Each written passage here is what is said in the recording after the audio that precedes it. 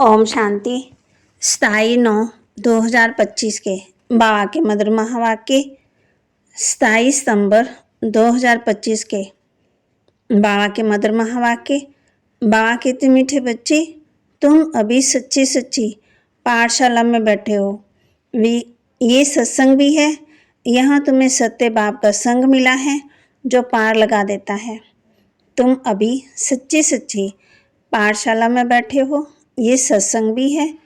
यहाँ तुम्हें सत्य बाप का संग मिला है जो पार लगा देता है। प्रश्न: हिसाब किताब के खेल में मनुष्यों की समझ और तुम्हारी समझ में कौन सा अंतर है?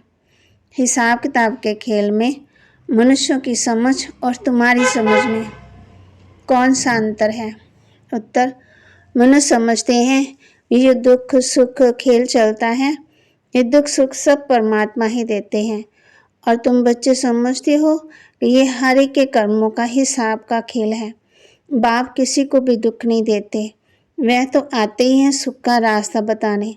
बाबा कहते, बच्चे मैंने किसी को भी दुखी नहीं किया है। बच्चे मैंने किसी को भी दुख नहीं दिया है, ये तो तुम्हारे कर्मों का फल है। गीत इस पाप की दुनिया से कहीं दूर ले चल।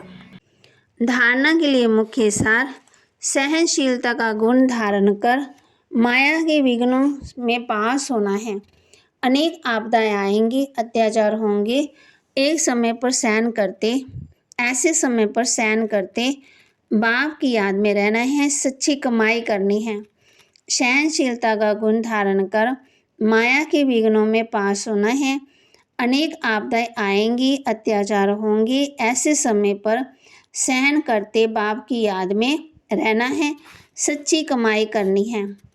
विशाल बुद्धि बन इस बने बनाए ड्रामा को अच्छी रीति समझना है। ये कुदरती ड्रामा बना हुआ है, इसलिए प्रश्न नहीं उठ सकता। बाप जो अच्छी मत देते हैं उस पर चलते रहना है।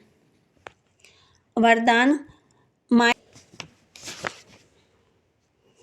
वरदान दे रहे बाप बच्चों को, माया जीत विजयी बनने के साथ साथ पर उपकारी भव।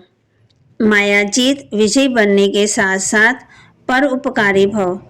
अभी तक स्व कल्याण में बहुत समय जा रहा है, अब पर उपकारी बनो, माया जीत बनो।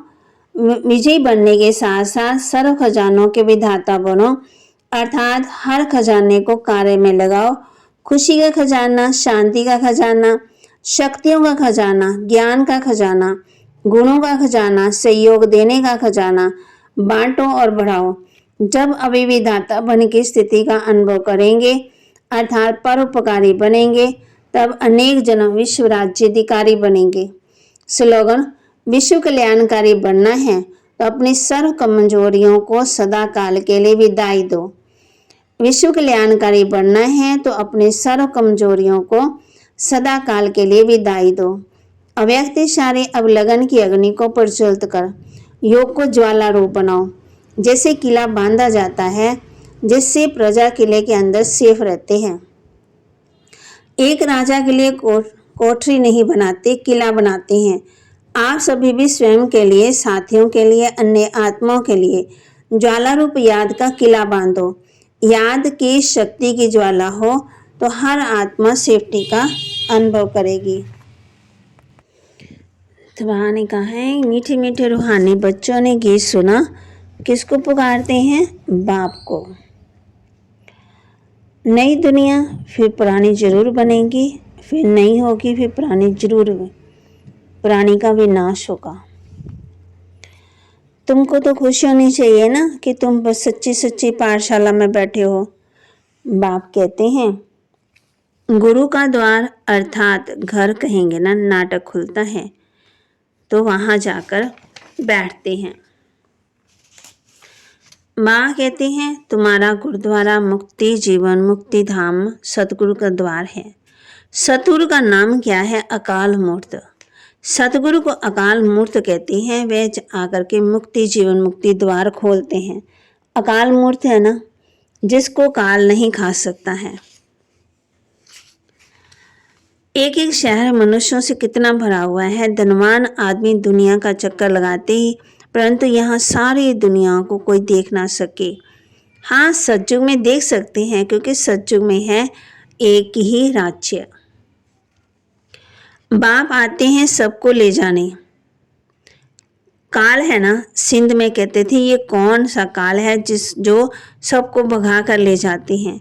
तुम बच्चे तो खुश होते हैं ना, बाप आते हैं ले जाने। हम तो खुशी से अपने घर जाएंगे। बाबा के महावाक्य को लाइक करें, शेयर करें, सब्सक्राइब करें और अपने जीवन में जरूर धारण करें। ओम शांति।